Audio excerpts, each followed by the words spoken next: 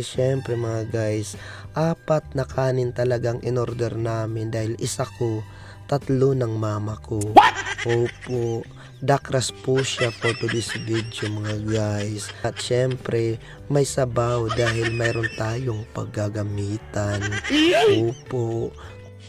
Ayan mga guys, sinisipat ni ating security guard kung bukod sa pinamili namin, baka may nakalusot na takgas for today's video. Ayan, welcome back mga guys for today's video. Nandito po tayo ngayon sa aming probinsya, ang Katarman, Northern Samar. At guys, for today's video, ang vlog pong ito ay kuha pa noong mag-brown out. Yes, opo, dahil akala siguro ng Norsa na mauutakan niya kami sa sobrang init ng panahon. Kaya naman ang ginawa namin, nagpunta na lang kami dito sa Katarman. Hindi niya alam na naisahan din namin siya sa kanyang pag-brown out. At ayan na nga mga guys, nagbayad na nga si Eileen dahil dito kami manginginain. Ayan, sa Ronron Restaurant. Shout out po sa iyo kuya na aming nilabayan. Opo, at papasok na kami. At ayan mga guys, ito dito ang kanilang mga ulam-ulam. Nandito sa baba ang mga karne-karne. Tapos meron pa dito mga gulay-gulay for today's video. At ang aming in-order ay pagkaing pangmahirap. Opo, dahil mahirap naman ako. At ayan na nga, nandito na si mama. Siya na nga ang magbabayad for today's video. At syempre, ito ang aming pinili. Ayan, isang takus ng ganyan. Hindi ko alam kung anong tawag dyan, basta masarap yan na salad for today's video. At ayan, may ulam na kami. At syempre mga guys, 4 na kanin talagang in-order namin dahil isa ko, 3 ng mama ko. Opo, dakras po siya for today's video mga guys. At ayan, naglagay kami dito ng gulay, chapsuy talaga dahil mga kachapsuy tayo. At ayan, mayroon ditong karne norte. At syempre, may sabaw dahil mayroon tayong paggagamitan. Opo. Tapos isang coke na lang dahil yun lang yung aming budget for today's video. At ayan, yung mama kong namuhay-puhay pa siya bago siya humungit. At ayan, inumpisahan na namin ang laban. Syempre, isang kanin lang talaga ako mga guys.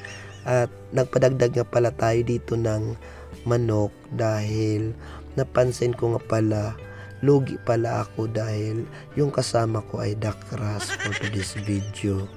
Ayan mga guys. At ayan na mga guys, pagkatapos naming manginain, kami naman ay mamamasyal dahil nga iniiskipan natin ang init ng panahon sa aming bayan sa Lawang dahil kami brinan-outan ng Norsa Milko. Kaya naman ang aming gagawin, kami ay magpapapinit for today's video. Pupunta po kami doon saan ba yun? Sa Gaisano. Opo. At mega love shoutout kay kuya na pedicab driver at sa lahat ng mga pedicab driver. Grabe talaga ang inyong sakripisyo para sa inyong mga pamilya. Opo, ingat-ingat lang po sa heat stroke dahil talaga naman pong napakainit ng panahon.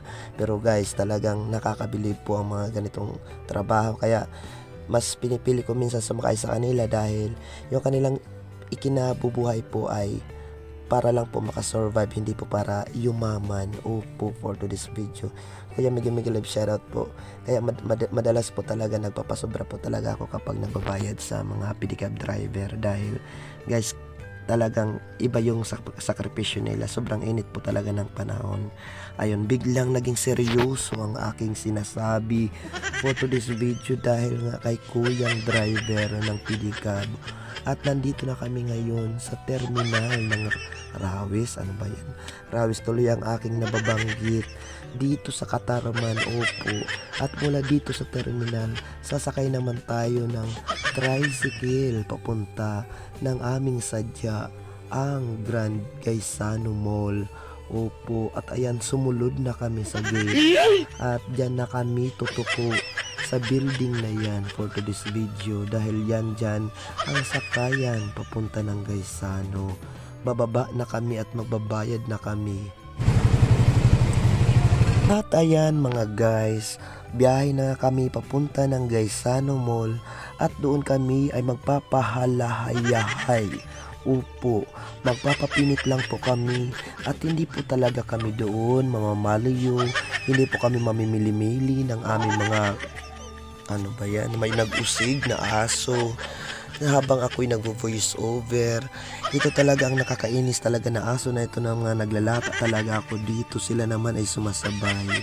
Pero guys, ayan, ito po dito ang papunta ng Grand Gaisano Mall at ayan, lalabayan namin dyan, gusto namin dyan manginain dito sa kasunod na building. Ayan, nasaan na ba yan?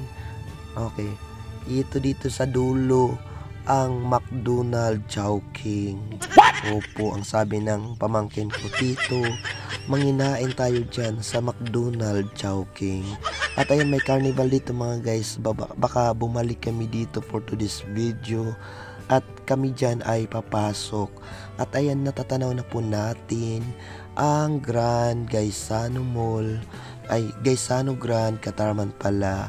Opo, at dyan ay papasok na kami para naman kami dyan ay mapinitan ang aming mga alintarakan for today's video.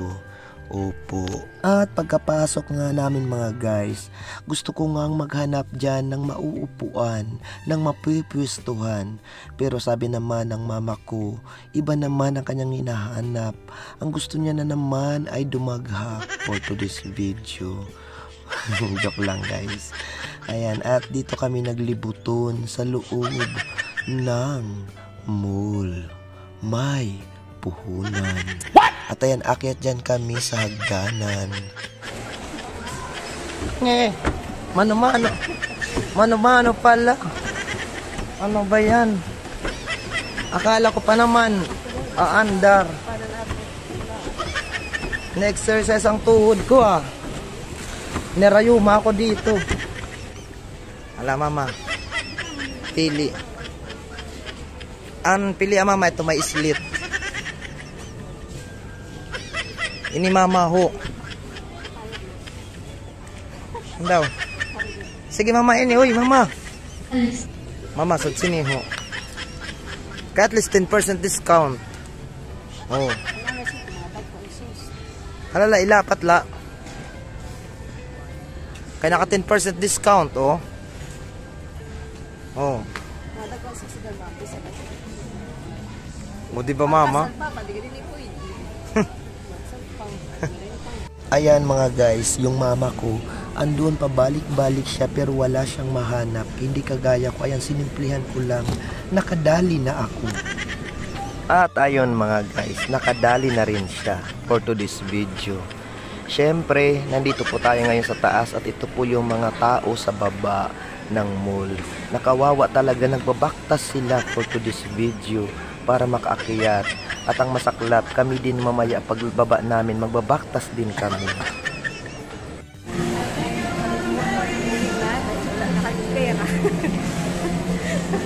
Laksan pera po namin, pamasahe na lang. Ayan guys. Ito po ang mga binili namin. Uuwi na kami guys dahil wala na po kaming pera for today's video. Ang naitira na lang po sa amin ay pamasahe. Ayan mga guys, sinisipat ni ating security guard kung bukod sa pinamili namin, baka may nakalusot na takgas for today's video. At ayan mga guys, bumaba na nga kami at nandito kami, naglakad-lakad kami for today's video. At syempre palabas na tayo guys ng mall dahil wag na tayong mag-iha dito dahil baka tayo ay maubos for today's video. Baka tayo ay mahordot, upo, na mga tinitinda nila dito. Ayan guys, so yan yung sasakyan ko.